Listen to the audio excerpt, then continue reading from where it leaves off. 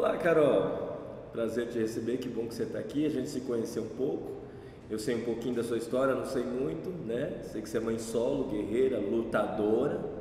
Já me convenceu que tem perfil de dama de ferro, né?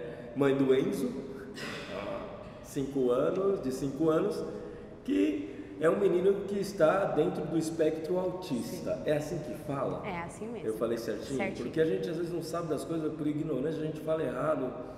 Não, tá certinho. Me conta uma coisa, Carol. Também é cabeleireira? Sou cabeleireira. Me fala um pouco sobre você, Carol. Me conta um pouco da sua história. Por que você acha que você é de ferro? Bom, meu nome é Caroline, eu tenho 26 anos. Eu acredito que eu sou uma dama de ferro porque eu venho de uma infância muito dolorida, né?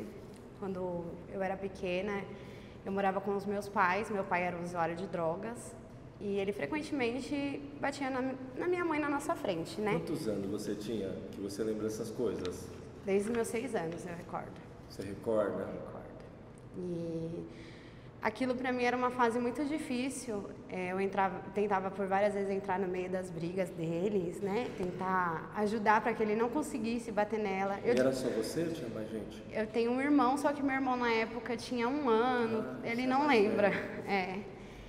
E chamava a polícia para ter que, né? De alguma forma. Não, eu ligava, eu pegava o celular deles e me escondia tipo no banheiro ou na lavanderia, atrás da máquina. Quando eu ligava para a polícia chegava lá. Eles comunicavam que quem tinha ligado era a filha do casal. Eles avisavam pra minha mãe e pro meu pai que quem tinha ligado era a filha. Lá, e ó, sua filha me ligou falando que a mãe estava sendo espancada que a senhora estava sendo espancada pelo seu marido, né? E a gente veio saber se é verdade. Se é verdade, se é recorrente essa história. E aí minha mãe falava na cara do policial que não. Que era mentira. Que provavelmente era um trote, que eu não tinha ligado, não. E depois você sofria as consequências disso? Sofria. Depois meu pai vinha pra cima de mim.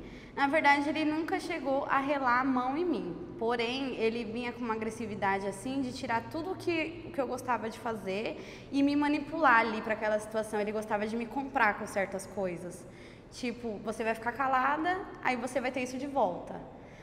Se você ficar calada, você vai ganhar isso aqui a mais. Se não contar o que estava acontecendo dentro da sua casa. Dentro da minha casa. E por que você acha que sua mãe não falava nada? Eu não entendo. Até hoje pra você não faz sentido? Não, começou a fazer sentido quando eu me relacionei com uma pessoa parecida com a história que minha mãe tinha vivido, né? Infelizmente, eu fui viver a história que ela tinha vivido comigo. Aí eu comecei a perceber que era um amor cego. Você acha que sua mãe então tinha um amor cego pelo seu pai? Tinha. E isso justificava essa relação dela não separar. Dela não se separar e permanecer aquela violência dentro dela, o que parece pra você. Você ficou morando com ela até quando? Eu fiquei morando com ela até os meus 12 anos. E depois dos 12 anos, o que você fez? Como é que foi? Depois dos 12 anos, eu me juntei com o pai do meu filho, né? Com 12 anos? Na verdade eu comecei a namorar com ele com 12, mas eu ficava mais na casa da família dele do que na casa da minha mãe. Porque ela se separou do meu pai e ela separou porque eu obriguei praticamente, né? E aí a gente, na época, não tinha pra onde ir. A gente foi na casa de uma tia, é uma parte que me dói muito falar, porque foi bem difícil.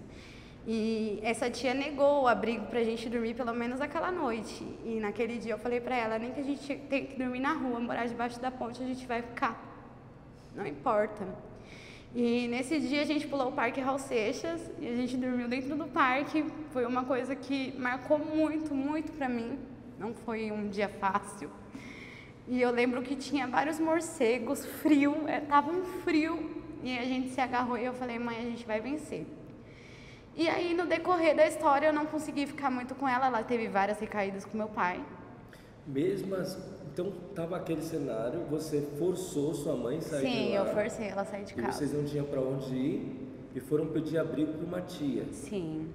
E aí, quando chegou lá, a tia não liberou vocês entrarem e vocês tiveram que ficar em situação de rua. Sim. E aí você teve que passar a noite no parque. Isso. Aí, depois a gente conversou com a mãe, né, da minha mãe, que é minha avó. E aí ela cedeu a casa dela, que é onde morava um dos filhos dela já. E o parque foi um dia só? Como é que foi? Foi uma noite. porque a gente não estava conseguindo ter contato. Naquela época ainda não tinha WhatsApp, não tinha, né, formas assim de se comunicar muito bem. E aí era difícil conseguir contato para saber se a pessoa estava lá. E nessa época a minha avó tinha deixado o apartamento dela para o meu tio morar. Então a gente tinha que ter autorização dela para poder ir para casa dela. Ela estava em outra cidade. Então era muito difícil para ter um contato. Aí depois, no outro dia, a gente conseguiu, bateu lá na porta da casa do meu tio, aí ele conseguiu falar com ela liberou. E aí a gente ficou na casa dela, né, junto com o meu tio, por um ano. Eu fiquei lá um ano. Você sabe que o povo judeu saiu do cativeiro lá, da situação dele de escravo, e teve que atravessar o deserto até chegar em Canaã. Ele estava numa situação de morte, de ruim, era escravo do fariseu, estava no caminho assim, ele queria voltar para Canaã. No meio do caminho, alguns diziam assim: quem tirou a gente de lá? Lá a gente era escravo, mas a gente tinha que comer. Lá a gente sofria, mas a gente tinha de dormir. Ou seja, era melhor que a gente estivesse lá do que aqui. Você passou por uma situação de mudança, de lá para cá. Se eu entendi, esse caminho produziu dores que doem até hoje, não é? Eu queria perguntar para você, quais são as principais dores, quais são as memórias que você tem desse caminho? E se no meio do caminho você ou sua mãe pensaram assim como o povo lá de Israel, não, era melhor eu ter voltado e ter ficado na casa do meu pai mesmo sofrendo aquilo? Não, eu em nenhum momento me arrependo da decisão que eu tomei ali, do que eu propus para ela, porque foi pesado. Ou você separa ou eu me mato, você nunca mais vai me ver. Eu falei desse jeito. Ou você separa ou você nunca mais vai me ver. Nunca mais. Você ia se matar mesmo? E eu cortei meus pulsos. Você cortou os pulsos? Cortei. Aí... Tudo por conta de como seu pai tratava sua mãe? Sim, e no caso eu também sofri abuso, né? Então... Do próprio pai ou de outra pessoa? Do próprio pai. Que não te tocava inicialmente. E eu não sou mulher, mas parece que essa violência é da mais pesada que tem, não é não? Eu pergunto assim, não é para judiar de você não, porque infelizmente o seu caso não é o seu caso. Tá cheio de gente assistindo a gente agora, também passa nesse momento pelo que está acontecendo, ou já passou. E falar disso, até por conta da dor, da forma que deve ser muito difícil. Muito. Eu trabalhei com pessoas assim do alto escalão, pessoas extremamente, que hoje, quando elas falam dessas coisas, elas desmontam, porque a mulher, quando violada, parece que machuca mais do que tomar uns 2, 3 socos na cara. E eu acho que os homens não sabem disso. Então, diante da violência, desse tipo de violência do seu pai, é que você truncou sua mãe. Sim.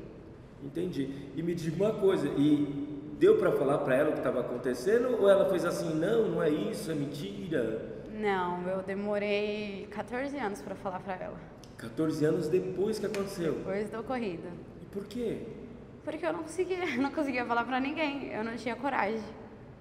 Nem de falar. Eu achava que eu ia ser a culpada, que eu era errada, que às vezes, eu que ficava de shorts em casa e eu que provocava ele, eu achava que a culpa era minha. Porque a maioria das vezes ficava eu e ele. Aí eu ficava, será que a culpa não é minha? Será que eu tô fazendo alguma coisa de errado? Então eu me culpava. Então eu nunca contei pra ninguém, eu fui contar depois de 14 anos. Tá. E o que você diria, qual mensagem você passaria para quem está ouvindo a gente hoje que ainda acha que é isso? Você hoje ainda acha que a culpa era sua? Não, hoje não. Hoje eu tenho certeza que não. Que ele era um desequilibrado? Sim, ele era totalmente desequilibrado, uma pessoa totalmente sem noção, sem respeito, sem amor ao próximo. Ele é seu pai biológico ou ele é pai biológico? Biológico. Biológico. O pai, mesmo o pai biológico, E o que a gente pode dizer para as meninas que hoje estão nos assistindo e que passam por essa situação? Porque eu nunca tive aí, então eu não sei. Porque é muito fácil você dizer assim, não, procure não sei o quê, procure. Se fosse fácil procurar, você tinha procurado sua mãe. Não é? Não é fácil. E se nem a mãe você conseguiu procurar, não sei o que a gente pode fazer, o que falar para essas pessoas que estão lá do outro lado. Eu tenho certeza que estão passando, porque a gente trabalha com jovens, com pessoas há mais de 30 anos, e toda hora alguém está me contando uma história igual. Você sabe que no ano passado a gente bateu recorde de feminicídio de novo? E tá tudo bem.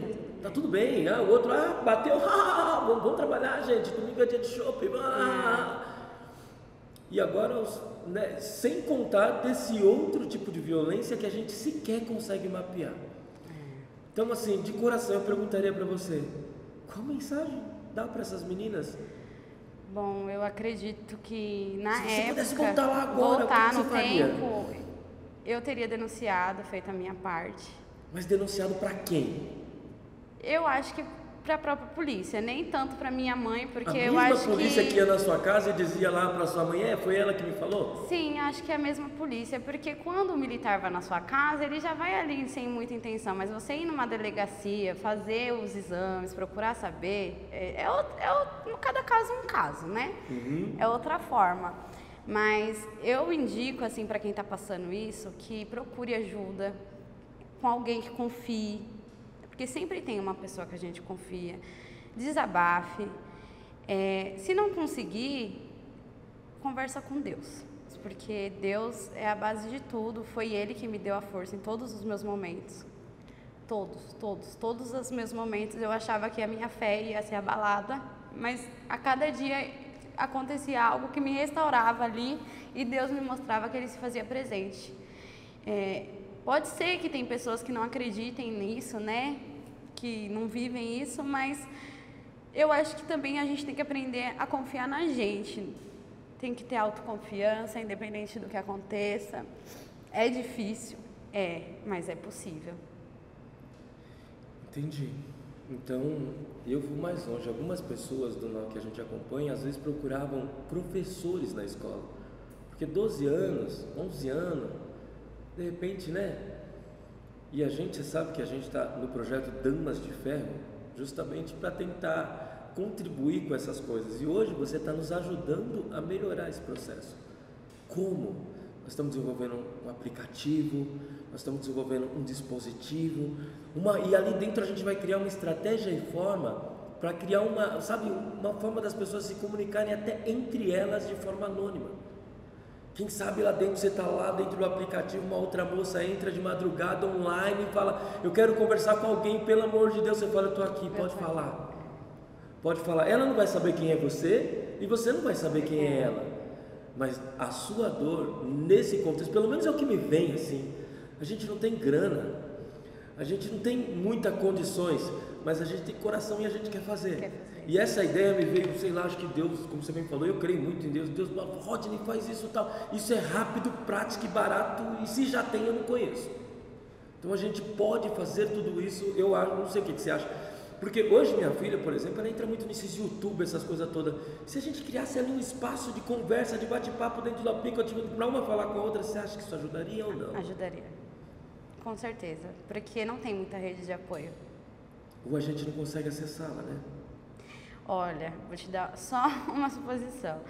Em um momento difícil que eu estava passando, aí fizeram aquele negócio de você clicar lá e conversar com alguém por outro lado, mas nem funciona. Você tentou então? Nem funciona. Você liga, cai, você não tem como falar com ninguém. E assim, se você consegue, a pessoa só fala assim, fica bem.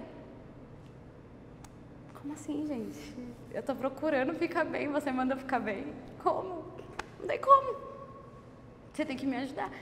Então eu tô te entendendo. Entendi. Eu acho que isso é pouco, porque muitas pessoas precisam de muito mais.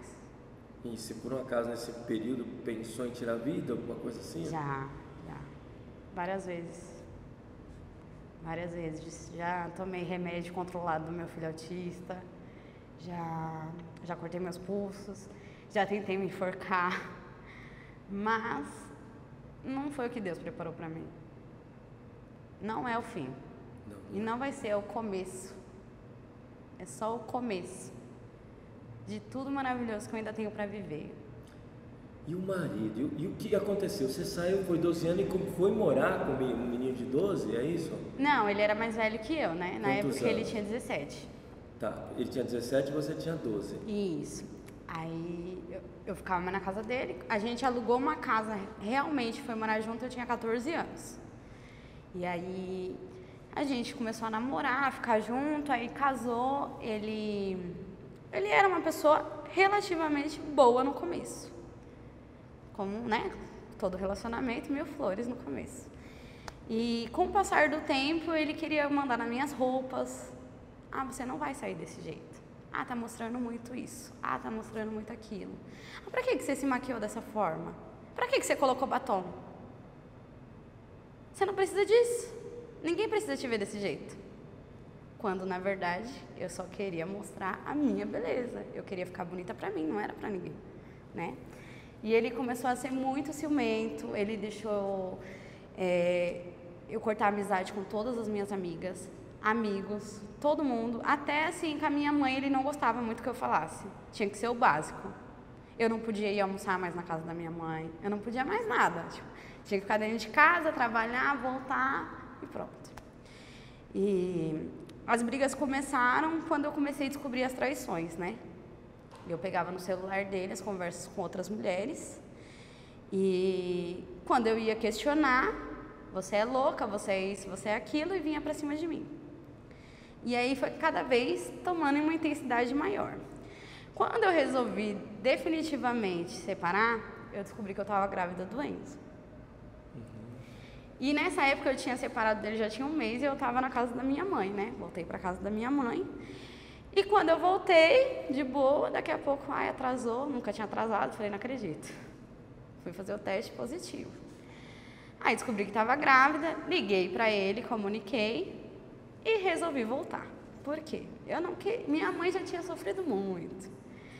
Ela já tinha a trajetória dela. Eu grávida, na casa dela, e na época eu estava desempregada. Porque eu morava com ele, antes de separar, num barraco, lá em São José dos Campos. E eu trabalhava vendendo as minhas coisinhas lá. Eu não tinha emprego fixo. Então, quando eu vim pra minha mãe, eu estava desempregada. Como desempregada, grávida, falei, vou voltar para lá. Voltei para lá. Quando você saiu perto dele, a situação de violência já tinha se acentuado? Ele já tinha pegado faca para colocar no meu pescoço. Tava bem, já tava... Não era aquela primeira fase que também caracteriza a violência e já sinaliza. E às vezes as pessoas acham que não. Não é? Não, é. Não, a primeira fase foi bem no começo. As pessoas ainda me alertaram. A irmã dele principalmente falava, Carol, você não tá enxergando que meu irmão é abusivo? Aí eu falava, não, ele pediu desculpa, tá tudo certo. Até avançar pra faca. Aí quando foi a faca, foi quando eu separei. Aí foi quando eu descobri que estava grávida do meu filho. E aí voltei pra lá, descobri uma outra traição dele lá com uma prima dele. E pra mim naquele dia foi o fim. Eu estava grávida, já estava nessa época de quase 7 meses, barrigão. E ele me socava na costela e na cabeça. E ele falava, eu vou te matar, sua filha da puta. Você contou pra todo mundo da minha família, você mandou todas as mensagens pra todo mundo. Eu falei, pra todo mundo saber que a sua prima não presta, nem você. E aí foi. Aí nesse dia, eu peguei e vim embora de São José, comprei uma passagem, voltei de ônibus pra casa da minha mãe e falei que eu não ia voltar mais. Não ia voltar mais. Passou, meu filho nasceu, ele foi ver o nosso filho no hospital, tudo. E aí, vamos voltar. Só que eu vou continuar na casa da minha mãe e você continua onde você tá. Pronto. Tá. Aí, eu descobri outra traição. Aí eu falei, não quero mais, ele já tá lá no outro lado, eu já tô desse lado, ainda bem que eu não voltei pra lá, né? Não quero mais. O que ele fez? Voltou pra São Paulo e começou a me perseguir onde eu ia. Aonde eu ia. Se eu ia para a escola, que eu voltei a estudar na época, se eu ia para a escola, ele ia na porta da minha escola. Aí o que eu fazia? Eu chamava o mutirão dos meninos da minha sala e falava, tá acontecendo isso, isso e isso. E tipo assim, desde ontem ele tá ficando na porta da escola. Vocês podem me levar até o ponto de ônibus? Tinha menino da minha sala que falava, eu vou te deixar em casa. Eu fui muito bem acolhida, graças a Deus, nessa época. E aí, beleza. Quando ele foi viajar e quando voltou me mandou aquelas mensagens lindas, maravilhosas. Eu viajei, fiquei 3 meses fora. Agora é o tempo da gente recomeçar tudo que a gente vai viver uma vida nova, porque agora eu vou para a igreja, porque agora isso, que não sei o quê, que não sei o quê. Vamos conversar? Falei, vamos. Conversamos naquelas, né? Porque na hora que eu entrei no carro eu já comecei a apanhar. Tomou meu celular, jogou meu celular e só gritava, tava eu e meu filho no carro, hoje eu vou matar você, vou matar o Enzo e depois eu me mato. Eu fiquei, acho que 1h30 apanhando dentro do carro. 1h30. E, de repente, ele puxou o facão debaixo do cano, um facão desse tamanho. Na hora que eu vi o facão, eu só tive a reação de grudar, no que eu grudei assim, a janela estava aberta, eu, joguei pra fora. Na hora que eu joguei, passou uma viatura. E eu tava gritando, tava aquela gritaria, e eu, socorro, socorro, socorro. E aí a viatura deu voz de parada. Nisso que deu voz de parada, ele virou pra mim e falou, você vai falar que é uma briga de casal normal, você vai ficar quieta. Eu já desci chorando, né? Ele vai matar eu, ele vai matar meu filho, que não sei o quê. Aí já algemaram ele. E aí, ele confessou pro policial. Eu ia matar ela, depois o meu filho e depois eu ia me matar. Fomos parar na delegacia, tudo. Ele não ficou preso, de primeira mão. Ele foi, me liberaram e falaram que ele ia ser liberado 2 horas depois. Que aí ia correr, né? Aí depois ele foi condenado, mas não cumpriu nada. Tá de boa, vivendo como um cidadão lindo, maravilhoso e normal. É aquilo, né? As marcas ficam para quem sofre, né? E não para o outro. Não para o outro. Me diz uma coisa. Dentro dessa situação toda, você tinha uma rede de apoio? Como é a rede de apoio? Você já acabou de falar para mim que você liga e não fala, etc e tal, para você. Alguma entidade que você conhece que faça algum trabalho nesse sentido ou até hoje nada? Não, nunca tive nenhuma rede de apoio. Nada nesse sentido? Nada. Tá. Damas de Ferro, projeto Damas de Ferro e o Rodney. Você está aqui. De que forma você acha que, através do projeto, e a gente pode te fortalecer, te ajudar a conquistar todos os seus sonhos? Bom, primeiramente eu quero agradecer pela oportunidade, né? Obrigada. Obrigado a você. O Dama de Ferro veio num momento que eu também estava passando meio difícil. E no dia que eu te encontrei ali, você contando sobre o Dama de Ferro, foi uma inspiração para mim. Naquele dia eu falei, gente, ainda tem gente que acredita na gente, entendeu? Verdade, a gente acredita e acredita muito. Você entende? E às vezes a gente acha que não existe mais. Tipo, a gente vai arrumar confiança em quem? E você me passou a confiança. Você me deu uma luz assim no fio do túnel. E eu falei, é o momento. Eu vou correr atrás. Eu vou correr muito, porque eu sou guerreira e eu vou conseguir. Nossa, arrepia, hein? Conseguir. Você vai e nós vamos gastar todas as energias para que todo esse seu sofrimento não seja em vão e para que, sabe, você consiga continuar construindo a sua vida, rompendo esse ciclo de violência que começou lá atrás, principalmente com seu pai. Hoje ainda, o pai do Enzo te atormenta de vez em quando? Atormenta. Nós vamos ter que exorcizar ele, porque olha... Temos. Não, nós vamos fazer o trabalho, nós vamos lutar aqui, para você a casa própria fazer a diferença, não faz? Muito. Faz muito, não faz? Você paga aluguel? Pago aluguel. É difícil porque meu filho é autista e o que recebe dele do BPC é pouco. Eu me viro com as coisas que eu faço, como cabeleireira, às vezes eu faço um doce, um bolo e vendo. Você vai vender, nós vamos contar com todas as pessoas que são de bem, que estão apoiando essa causa e eles vão comprar e adquirir seu produto. Sim, e com isso vão te fortalecer enquanto pessoa, porque o que a gente está aqui é compartilhando ideias. O Dama de Ferro é isso, é construir essa rede do bem de mulheres de ferro, que são damas que têm o direito de viver com o mínimo de dignidade e que já basta a paixão de Cristo, que já sofreu o suficiente por nós. Hoje, não mais. Então, o que nós vamos fazer, Carol? Primeiro, nós vamos lá na Secretaria de Direitos Humanos, nós vamos brigar para que você tenha pelo menos um auxílio para poder ir pagando o seu aluguel enquanto não vem sua moradia. Nós vamos lá buscar o programa de habitação aqui de São Paulo, chamado Pode Entrar, e vamos atrás de uma carta de crédito para você, porque isso já é previsto e é direito seu. Você, por um acaso, já acessou? Sabia que isso existe ou não? Não. Eu sei. Eu, como professor, tô claro, eu pensei que eu conseguiria mudar o mundo de dentro da sala de aula. Mas a informação e o conhecimento todo não chega para as pessoas. Mulher em situação de qualquer tipo de violência, seja psicológica, seja patrimonial, seja que for, e até física, ela não precisa esperar o feminicídio, porque não tem caminho, não tem saída. Damas de Ferro veio para dizer, não, a gente não é muito bom, mas a gente tem um coração bom, nós somos cristãos e queremos fazer, e junto com a rede de pessoas de bem que está vindo para esse projeto, nós vamos fortalecer e trabalhar para pessoas como você, porque a gente quer ver o Enzo crescer, porque a gente quer te ver feliz, e porque a gente quer que a sua dor não seja em vão, que tudo que você passou alcance as outras meninas e elas tenham coragem, meu amor. Você não vai fazer eu chorar não, né? Para com isso. E para que a sua dor alcance outras meninas que estão vivendo isso, para que a gente consiga... a gente não vai acabar com o feminicídio, sabe? Mas vamos ficar parado? Não. Vai ficar olhando? Não. O que dá para fazer? Eu vou pôr lá, vou pedir para você, olha, você pode ficar de tal hora conversando com as meninas? Poxa, será que você não pode fazer isso? Pode. E ainda eu vou falar para você, precisa de dinheiro, você faz de coração porque você é solidária a ela. Eu tenho certeza que está cheio de carols que fariam isso. Sim. O que nós estamos tentando é achá-las. Já achou? Já achei uma pelo menos, então, vai virar muitas mais. Eu agradeço de coração pela sua partilha, por estar aqui junto com a gente.